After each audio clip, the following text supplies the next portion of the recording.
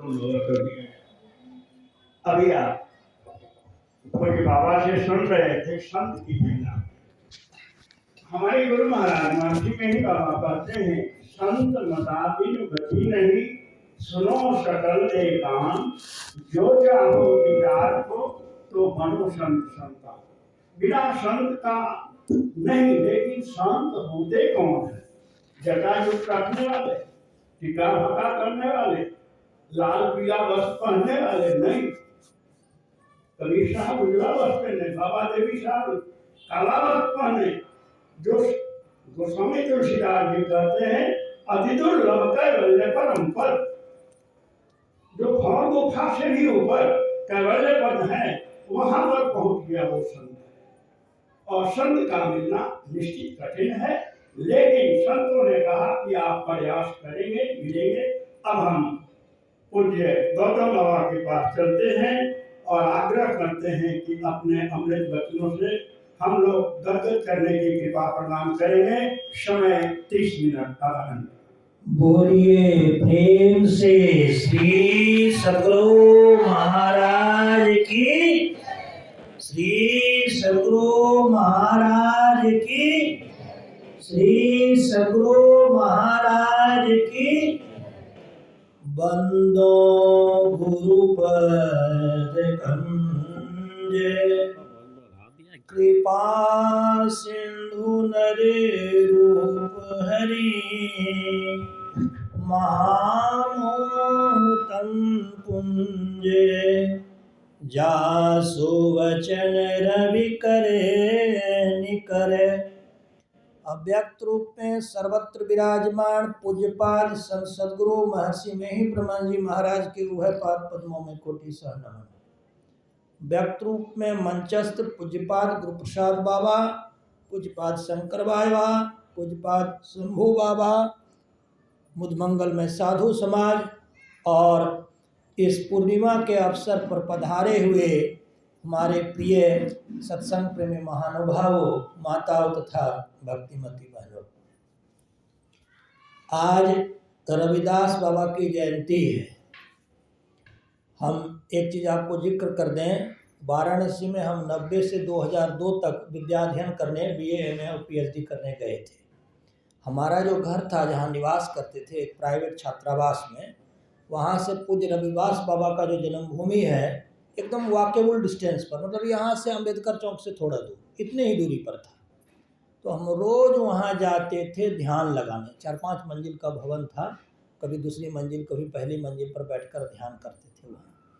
तो उनकी जयंती पर मैं आपको इसलिए बताया कि हमको यह भी सौभाग्य प्राप्त हुआ कि रविदास बाबा जहाँ उनकी जन्मस्थली है वहाँ पर मैं 12 बरस तक लगातार जाकर ध्यान करता था। 12 बरस तक वहाँ थे। वहाँ रहते नहीं थे, बगल से आते जाते थे उस मंदिर में। उस संप्रदाय से दीक्षित तो मैं नहीं था, परंतु संत होने के नाते किसी भी संत के यहाँ जाइएगा तो दूसरे संप्रदाय वाले को भी ध्यान तो करने देते हैं, भंडारा भी खिलाते हैं। तो ये सब उनके बहुत सारे साधु महात्मा देश विदेश से आते थे, सबका मैं दर्शन करता था। और मैं बार बार कहा कि मैं किताबी विद्वान ऐसे पढ़ाई लिखाई के मामले में हूँ अलग बात है, लेकिन वस्तुतः मैं वास्तविक व्यवहारिक देता हूँ और व्यवहारिक ध्यान में ही मेरी खास रुचि होती है। किताबी ज्ञान में मेरी कोई खास रुचि होती नहीं है। तो आज मैं उनकी जयंती थी इसलिए मैं आपको बताया, हमको ऐसा सौभाग्य प्राप्त था कि उनके आश्रम में जन्मभूमि पर 12 बरस तक लगातार मैं जाकर ध्यान करता था। अब रहा आज का पाठ। आज का पाठ सबरी प्रसंग पर हुआ है, नवधा भक्ति है। इसको अरण्य कांड या वन कांड या जंगल कांड जो भी कहिए उससे लिया गया है। भगवान राम वनवास में हैं और वनवास काल में उन्होंने लगभग 10,000 से ज़्यादा राक्षसों का संहार करके उद्धार किया है। वो अवतार हैं। अवतार जो उद्धार करते हैं और संत जो उद्धार करते हैं, दोनों के उद्धार में अंतर है। अवतार संहार करते हैं, संत संहार नहीं करते। तो यह अवतार हैं, इसको अंग्रेजी में इनकारनेशन कहते हैं। तो लेकिन इनकी एक खासियत है कि ये संहार करके नरक नहीं भेजते, ये उद्धार करके स्वर्ग। 10,000 राक्षसों को सबको मारे, लेकिन मारने के बाद तो आजकल फेंक देते हैं लोग, वो नहीं किए, सबको स्वर्ग प्रदान किए। रावण को भी वही स्वर्ग जो अपने पिताजी को स्वर्ग, सबको स्वर्ग प्रदान किए। तो ये अवतार की विशेषता, यही बार बार मैं कहता हूँ। अब ये मारने उड़ने वाले बहुत लोग होते हैं, एसपी होते हैं, आईजी होते हैं, डीआईजी होते हैं, ये सभी संहार करते हैं, लेकिन इन सबों में किसी में यह औकात नहीं संहार करने के बाद स्वर्ग प्रदान कर दे। इसलिए कोई भी धार्मिक पुरुष आईजी डीआईजी के हाथ से नहीं मरना चाहेगा। उसको मरना ही होगा तो किसी अवतार के हाथ से मरना चाहेगा, क्योंकि मरने के बाद भी वह उसको स्वर्ग प्रदान करने की क्षमता रखता है। तो कबंध नामक राक्षस का अंतिम में उन्होंने संहार किया। कबंध जो है वह गंधर्व था और वह स्वर्गलोक चला गया। तदुपरांत मतंग ऋषि ने पहले सबरी माई को बताया था, कहीं लिखा है 10,000 वर्ष पहले, कहीं लिखा है 12,000 वर्ष पहले, कहीं लिखता है 14,000 वर्ष पहले, कि भगवान राम तुम्हारे कुटिया में आएंगे। ऋषि मतंग बता रहे हैं सबरी को, कब आएंगे पता नहीं,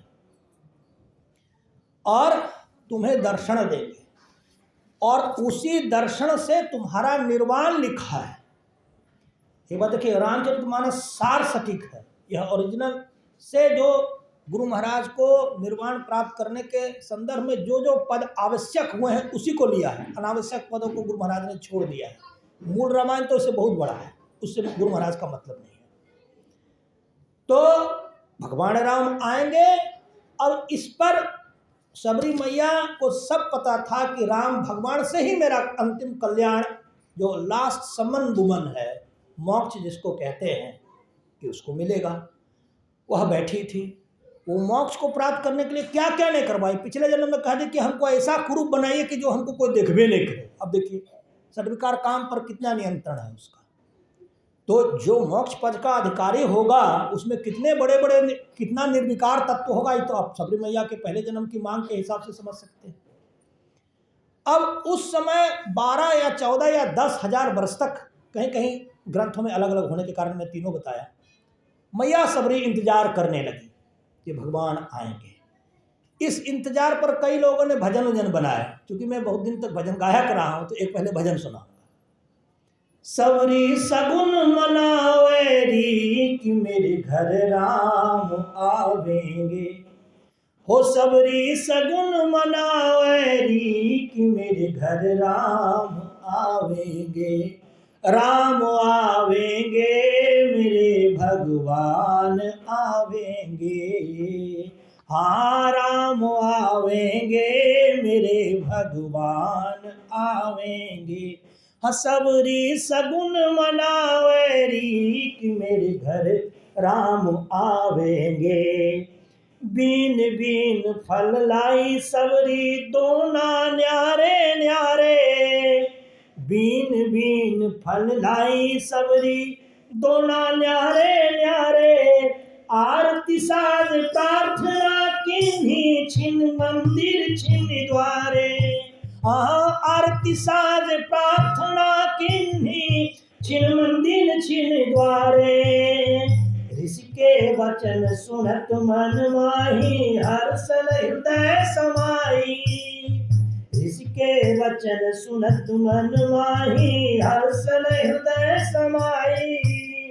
घर का काम सकल तज दीन्हा गुण रघुपति का गाई, घर का काम सकल तज दीन्हा गुण रघुपति का गाई। सबरी सगुन बनावेरी कि मेरे घर राम आवेंगे, हाँ राम आवेंगे मेरे भगवान आवेंगे। अनुज सहित प्रभु दर्शन जिन्हा परि चरण लपटाई, अनुज सहित प्रभु दर्शन जिन्हा परि चरण लपटाई। तुलसीदास प्रभु अधम उदाहरण दीन जानी अपनाई, हाँ तुलसीदास प्रभु अधम उदाहरण दीन जानी अपनाई। सबरी सगुन मनावेरी कि मेरे घर राम आवेंगे। अब देखिए यहाँ जब मैया सबरी 9 प्रकार के भक्ति में निपुण है तो फिर राम भगवान के आने की क्या आवश्यकता लग गई, ये प्रश्न उठता है। जब हम सब ध्यान करिए लिए, नादानुसंधान तक करिए लिए, तो फिर गुरु महाराज की क्या आवश्यकता। अब इसको समझिएगा, अंतिम मोहर जो निर्वाण का लगता है, बिना सदगुरु के मोहर के वो निर्वाण की परीक्षा को फाइनल पास नहीं कर सकता, याद रखिएगा। जैसे कोई योगी है, दूर दराज में कहीं जाके खूब साधना उधना कर लिया, कहा क्या साधना होता तो हम करिए ले सब बाबा, जैसे हम बड़ा होइए गए तो हमको फिर हम पर कौन मोहर लगाएगा, ये बात नहीं है। जहां संत सदगुरु का अंतिम दर्शन रूपी मोहर नहीं लगेगा, निर्वाण का पूरा फाइनल काम कंप्लीट नहीं होता है। मैया सबरी के घर भगवान राम और भगवान लक्ष्मण दोनों भ्राता है। यह भक्ति का मामला है। हम लोग 9 प्रकार की भक्ति पर भी चर्चा करेंगे। परमात्मा भक्ति भाव का भूखा है, तर्क वितर्क से भक्ति नहीं होती। कई महापुरुष ऐसे हैं जो कहते हैं हम भक्ति भी करेंगे, तर्क भी करेंगे, तर्क पूर्ण भक्ति करेंगे, वह भक्ति नहीं है। हम अंत के पद में अभी देख रहे थे, अभी जो पाठ हुआ है नवधा भक्ति में, मैया सबरी अपने भगवान राम को अंतिम में देखती है, निहारती है। क्यों निहारी? अब सारे शरीर को त्याग करना है, निर्वाण का काल है। निहारती है मैया सबरी और उनके चरण कमल को हृदय में धरती हुई, चरण कमल। अब बोलिए हम परमात्मा के धाम जा रहे हैं, इसमें चरण कमल क्या? हम बार बार सत्संग में कहते हैं परमात्मा प्राप्ति का रास्ता भाया साधु चरण, संत चरण, अवतार चरण, ये भाया है। ठीक है, मतलब कि अगर हम देहरी ऑनसन भागलपुर से आएंगे, भाया गया है, पूरा रास्ते में पड़ता है। इसलिए आप परमात्मा के पास जाएंगे ऐसे प्रणाम करके, अभी ध्यान की अवस्था में जाएंगे अथवा निर्वाण काल में जाएंगे, भाया अवतार चरण, संत चरण, साधु चरण, ये रास्ता है। तो मैया सबरी अपने हृदय में भगवान राम के चरण को बसा ली। अब तदोपरांत योगाग्नि में शरीर को खत्म कर दिया। उसके बाद हरि के उस पद में जाकर लीन हो गई जहां से कोई आता नहीं। और हम लोग जो इधर बीच वाले भी हम लोग संसार छोड़कर जाते हैं, सामान्य साधु महात्मा भी जाते हैं, मैया सबरी भी गई, परंतु सबके जाने में अंतर हो गया। हम लोग जाते हैं तो फिर लौट के आ जाते हैं। कुछ दिन तो पता चला ब्रह्मा के पद पर थे, फिर यहाँ धरती पर पिल्लू बन गए। ऐसे बहुत सारे उदाहरण हम राधा स्वामी जी की किताब में देखे हैं कि स्वर्गलोक में वो इंद्र था, नीचे में आके चिल्लर बन गया, ऐसा भी है। धरती लोक में भी ऐसा होता है, पहले कुछ था फिर बाद में कुछ हो गया। तो मैया सबरी भगवान राम से पूछती है कि हे भगवान, मैं तो आधम जाति की हूँ, नीच बुद्धि की हूँ, तुम्हारी स्तुति मैं कैसे करूँ? कही विधि स्तुति करूँ तुम्हारी, कही विधि स्तुति करूँ तुम्हारी, अधम जाति में जड़मति भारी। मैं अधम जाति की हूँ, नीच जाति की हूँ, बुद्धि भी बड़ा जड़, स्टेबल, सोचने वाली बुद्धि नहीं है। कैसे करें? आप ही बता दो, मुझे पता नहीं।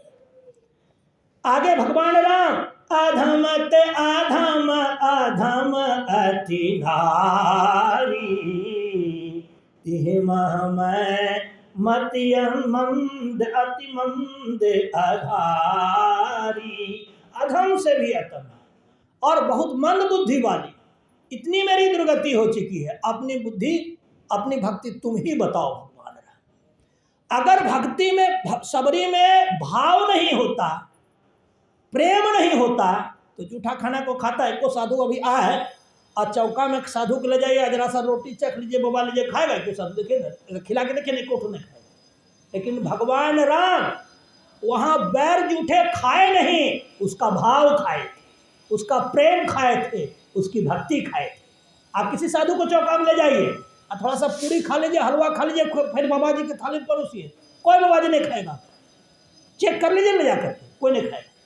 लेकिन भगवान राम जूठा खाए, क्यों? वो 9 प्रकार की भक्ति में पूर्ण हो चुकी थी, खाली अंतिम निर्वाण वाला ठप्पा लगना था। जैसे भगवान राम का आगमन हुआ, वहां कबीर बाबा की पंक्ति चरितार्थ होती है, दर्शन की जय साधिका दिन में कई एक बार।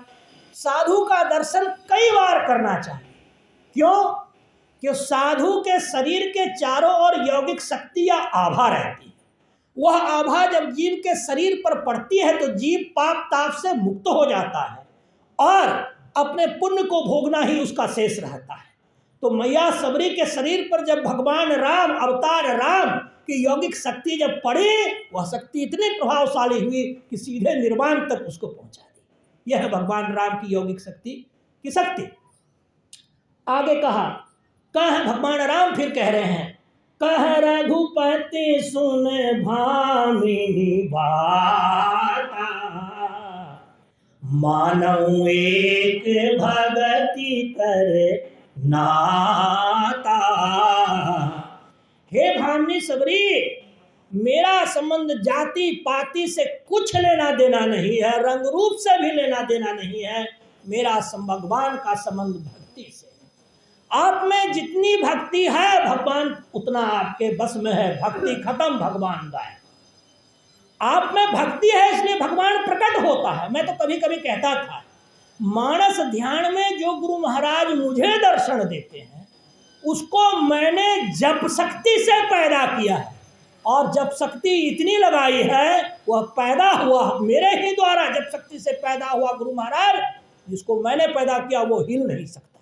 मेरा ये कहना था। अगर मान लिया जाए हम जप नहीं करते, गुरु महाराज का प्रकट हो जाते। 22 घंटा 25 घंटा वर्षों तक करते रहिए तब प्रकट होते हैं। अब भक्त से भगवान को प्रकट किया जाता है। भक्ति में औकात होती है भगवान को खींचने की, और भक्ति नहीं है तो भगवान का कोई लेना देना नहीं है। नाता भक्ति का भगवान से है। भक्ति, भगवान, भक्त, ये तीनों आपस में मिलते हैं। तदोपरांत जाति पाति कुल धर्म बढ़ाई, धन बल परिजन गुण चतुराई, भक्तिहीन नर सोहई कैसा, बिनु जलवारिद देखिए जैसा। आपकी जाति एकदम बहुत हाई फाई हो। आजकल जाति में सबसे श्रेष्ठ जो माना गया ब्राह्मण वर्ग माना गया है, और उसके बाद क्षत्रिय माना गया। मान लीजिए कि दोनों में से कोई जाति के हों, आप कुल धर्म बड़े कुल के हों और आपकी बहुत बड़ाई हो, परंतु आप में भक्ति ना, पैसा हो, शक्तिशाली हो, आपके लोग भी आपके पास बहुत हों आक्रमण इत्यादि करने के लिए, परंतु आप में भक्ति न हो तो वैसा बादल है जिसमें पानी ही नहीं है। इसलिए भक्ति के बिना मनुष्य शोभा नहीं देता। इस वाक्य की मैं परीक्षा कर रहा था कि ये बार बार क्यों कहा जाता है। हम देखें कि हम लोग जितना धरती पर हैं, सबको अपनी चदरिया को ज्यों की त्यों एक दिन धरनी पड़ेगी परमात्मा के तरफ। दास कबीर ने ऐसी ओढ़ी, ज्यों की त्यों रख दीनी चदरिया, झीनी रे झीनी। बाबा कबीर ने इस चादर को, शरीर रूपी चादर को ओढ़ा, और जैसा परमात्मा दिया वैसा रख दिया उसको। कि लो, जो तुमने शरीर दिया था परमात्मा की भक्ति करने, इस साधन से मैं भक्ति कर लिया, तुम्हारे शरीर को वापस देता। ये दास कबीर बाबा ने किया। और हम लोग भी शरीर को धारण किए हैं, इसमें 6 ठो दाग लगा देते हैं। काम, क्रोध, लोभ, माद, मोह, ये सब दाग इसमें पड़ा। अब दाग युक्त कपड़ा रख के जाइएगा तो परमात्मा दंडित करेगा। ऐसा होता है। हम लोग दाग लगा के परमात्मा को ये कपड़ा वापस देते हैं। और बाबा कबीर, ज्यों की त्यों रख दीनी चदरिया, झीनी रे झीनी। जैसा परमात्मा दिया है, इस चादर को हम लोग को वापस देना है। यह चादर दाग युक्त न हो, उसके लिए हम भक्ति करते हैं। आप साधु को बुलाते हैं, आश्रम का सार साधु है, और साधु में सार उसकी ध्यान साधना है। और यह जब सार तत्व मिलता है, जैसे कि यह संसार में सार क्या है? सत्संगत जग सार साधु। संसार का सार सत्संगत, साधु महात्मा संगत जो आप कर रहे हैं। इस संसार में जो काम आपको करना था वह आप कर रहे हैं, इसलिए आपको जिस काम के लिए परमात्मा ने भेजा है, अगर आप सत्संग कराते हैं। हमको पूज्य बाबा से ज्ञात हुआ कि प्रत्येक माह की पूर्णिमा को यहाँ सत्संग होता है, नियम पूर्वक होता है और साधु महात्मा बुलाए जाते हैं। यह सब सुनकर हमें बहुत अच्छा लगा। कोई आश्रम इतनी शक्ति रखता है, इतना बड़ा निर्माण करा सकता है, वह साधुओं को जुटाकर अगर सत्संग कर लेता है, नियम पूर्वक कर लेता है, तो वह उस आश्रम की सबसे बड़ी उपलब्धि है, क्योंकि सत्संगति तो वह कर रहा है। आगे कहा, प्रथम भगति संतन कर संगा। ये आप कर लिए, ये सत्संग को बुला के, संतों को बुला के ये भक्ति आप कर लिए और यही पूरा करते रह जाइएगा जीवन भर, तो 9 भक्ति में से एक भक्ति भी अगर आपको कर लिए हैं, भगवान राम सबरी को कहते हैं, तो वह भी कम नहीं है। अगर आप कुछ नहीं कर सकिए, साधु महात्मा को बुला करके नियम पूर्वक सत्संग कर लीजिए, अथवा जहां जहां सत्संग होता है वहां वहां जाकर भी सत्संग कर लीजिए, तो पहली भक्ति तो आप कर लीजिए। दूजी रति मम कथा प्रसंगा। अब इस पर एक प्रश्न उठता है कि साधु महात्मा के पास बैठ गए तो क्या हो गया? बोले कि क्या हुआ, सुन लीजिए जरा सा। अरे यही बैठने के लिए जीवन मुक्त योगी ध्यान छोड़ करके ये सुनने के लिए आता है। यही बैठने के लिए भगवान शंकर उगना के घर नौकर बन के उसका भजन सुनने गए थे। अब एक टुकड़ा जाके भजन सुनने से क्या होता है? तब क्या सुनने से क्या होता है? मोदी का भाषण सुनने से होता है? परमात्मा मोदी जी के भाषण से मिलता है कि सत्संग से मिलता है? कहाँ से मिलता है बताइए? अभी किसी का शरीर छूटने वाला हो और वह सत्संग का श्रवण कर रहा है तो क्या गलत कर रहा है?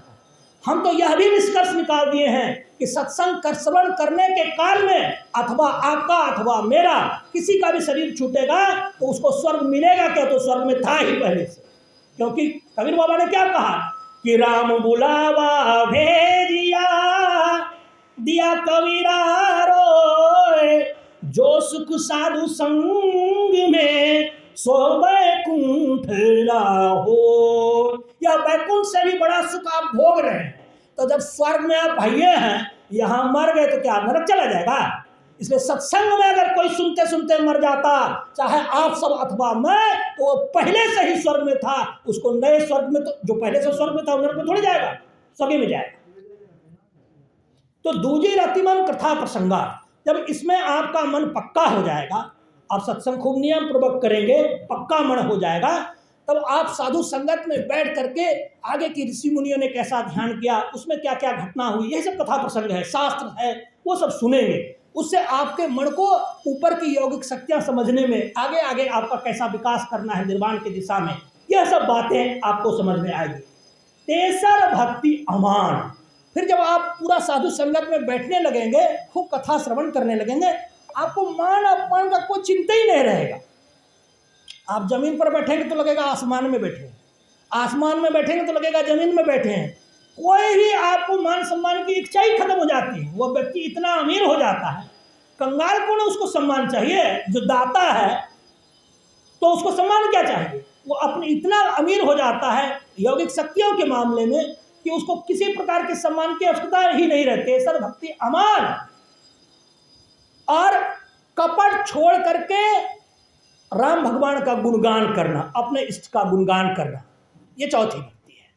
कोई छल कपट नहीं, जैसे बाबा का आजकल होता है ना, बाबा के मुंह पर उसका प्रशंसा करते हैं, पीछे से उसको गाली देते हैं, यह गलत भक्ति है। अगर गालियां देना, अगर पीछे से गाली देते हैं तो सामने भी गालियां दीजिए, एक ही बात रही है। कपट छोड़ करके श्रद्धा, ये श्रद्धा और प्रेम का विषय है, तर्क का विषय नहीं है। जो धर्म को तर्क के सीने के अंतर्गत बांधना चाहते हैं वो मूर्ख हैं। तर्क बुद्धि का विषय है, बुद्धि एक इंद्रिय है और इंद्रियों से परमात्मा नहीं जाना जा सकता। जो तर्क करता है वो नहीं। ये तो जैसे मान लिया जाए, अभी आपके मन का सिमटाव करना है, आपको शरीर छोड़ करके परमात्मा के तरफ बढ़ना है, मुंह कान सब बंद हो जाता है, वहाँ आंख बंद हो जाता है, नाक मुंह बंद हो जाता है, कान बंद हो जाता है।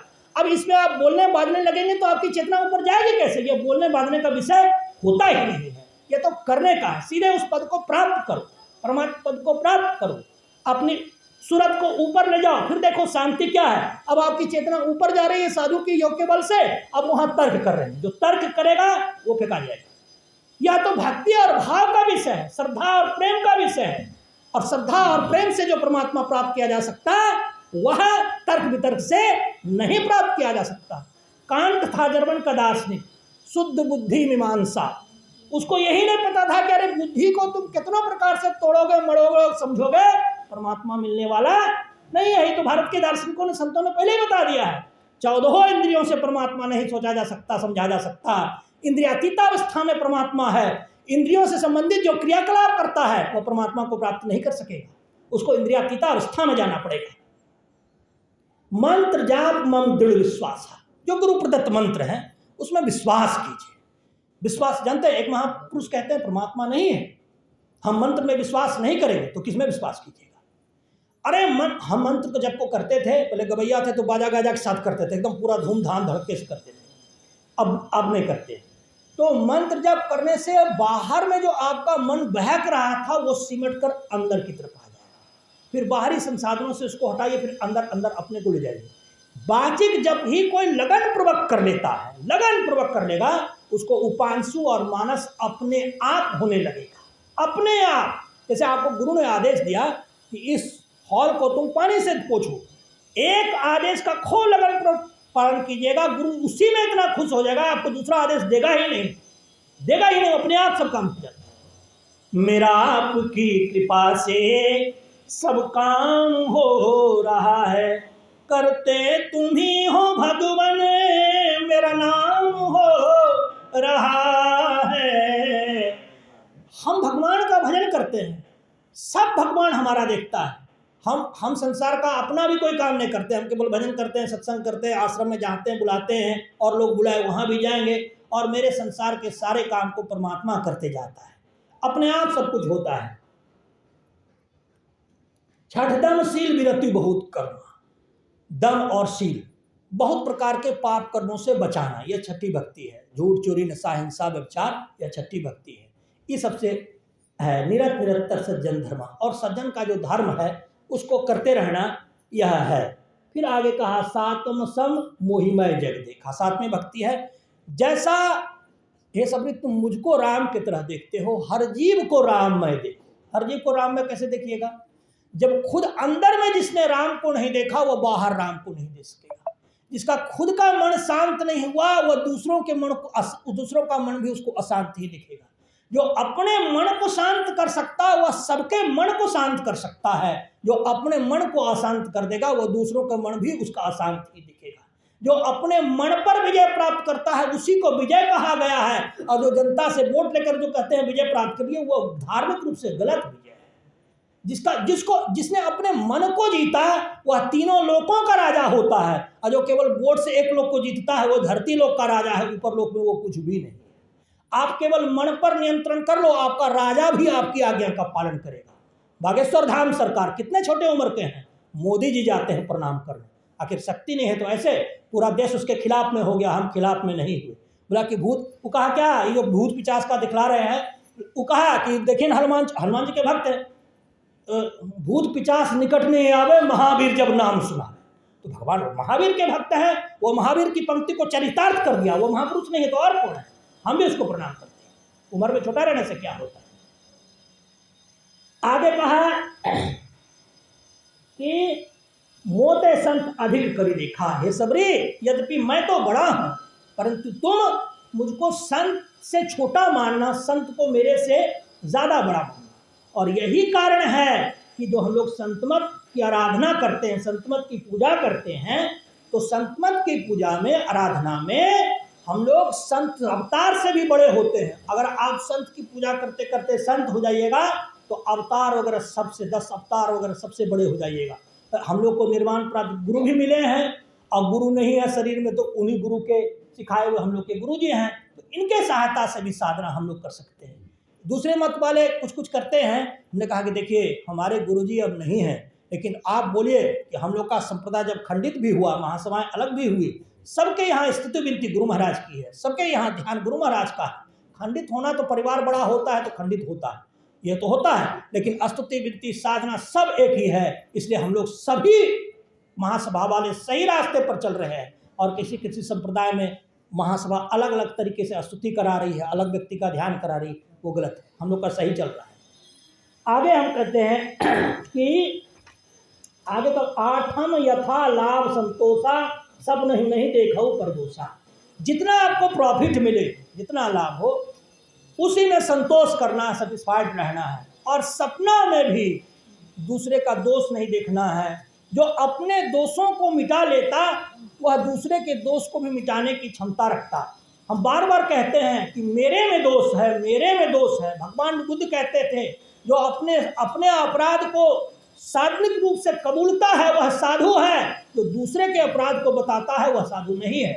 अगर दूसरा भी अपराधी है, अगर कोई साधु है और साधु अपने अपराध को खत्म कर लेगा तो उसमें इतनी यौगिक शक्ति हो जाती है कि दूसरा जो अपराधी है उसके भी अपराध को खत्म कर सकता है।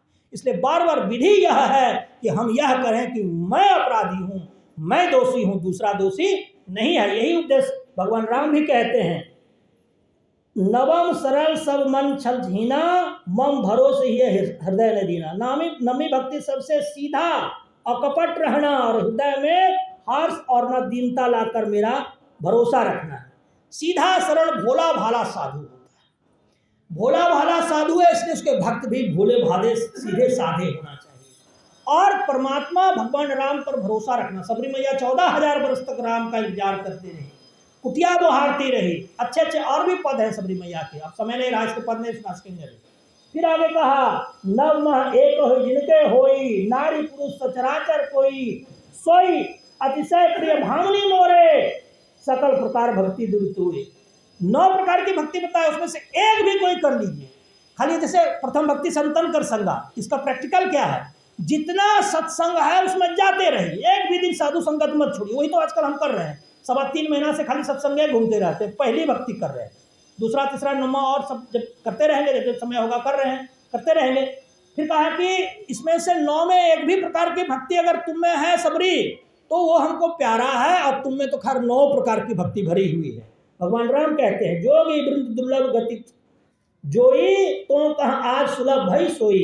फिर मैया सबरी को निर्वाण की प्राप्ति हुई है और उन्होंने कहा कि जोगियों को जो गति बहुत कठिनाई से प्राप्त होती है वो तुमको बहुत आसानी से मेरे दर्शन से मिल गया। मम दर्शन फल परम अनूपा, जीव पाओ निज सहज स्वरूपा। मेरे दर्शन का फल यह है कि जीव अपने निज स्वरूप जो परमात्मा का स्वरूप है वह प्राप्त कर लेता है। हम अपने निज स्वरूप में नहीं हैं, हम शरीर और संसार के बंधन में फेंक दिए गए हैं। यह बंधन जब हम लोग का मिट जाएगा तब हम परमात्मा के पास चले जाएंगे, अनंत सुख के भागी हो जाएंगे और परमात्मा पद को प्राप्त करेंगे। समय समाप्त होता है। बोलिए प्रेम से श्री सद्गुरु महाराज की, श्री सद्गुरु महाराज की, थोड़ा जोर से, श्री सद्गुरु महाराज की। अभी गौतम बाबा से सुन रहे थे संत की महिमा। कभी साहब कहे हैं, साहब से सतगुरु है, सतगुरु से है, साहब से सतगुरु है, सतगुरु से है साध, जो परखे साधु की ताकी मति अगाध। परमात्मा ही सदगुरु बन करके आए। बाइबल में है कि शब्द ने मनुष्य ही धरा और हमारे बीच आकर के रहा। साधु सदगुरु बनाते हैं। और कुछ बाबा के एक शब्द में ये आया, आभा। संतों के नजदीक हम बैठते हैं तो उनसे आभा निकलती है जिससे हम चार्ज होते हैं और वो हमारी आध्यात्मिक शक्ति को अंदर में जाकर जगाता है। आभा कहेंगे कितना बड़ा है, कितना है। आप देखिए यूनान के रहने वाला सुकरात था और अरस्तु को बहुत सारे प्रश्न जटिल थे जो कोई समाधान नहीं कर सकता था। सुकरात अरेस्ट हो गया, 40 दिन के बाद शीशा पिला दिया जाएगा, उस समय की 15 मर जाएगा। वो अपने सिद्धांत से क्योंकि वो संत था।